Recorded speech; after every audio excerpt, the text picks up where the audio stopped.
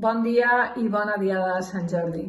M'agradaria recomanar-vos el llibre de Mònica Batet, Neu, ossos blancs i algun home més valent que els altres.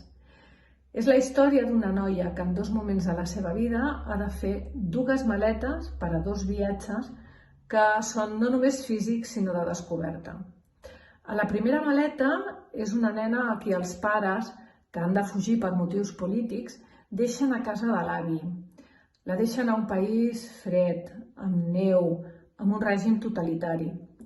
A les golfes de casa de l'avi descobrirà un llibre sobre les primeres expedicions al Pol Sud i els seus personatges, l'Amundsen i l'Scott, es convertiran en els seus amics imaginaris, en els seus escuts protectors.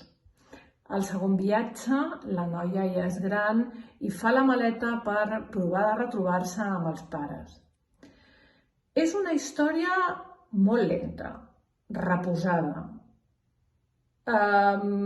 dura, que tracta temes com la repressió, la dictadura, la manca de llibertat o la persecució dels escriptors per provar de fer una revolta amb la cultura o des de la cultura.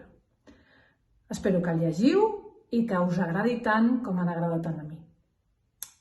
Molt bona diada de Sant Jordi.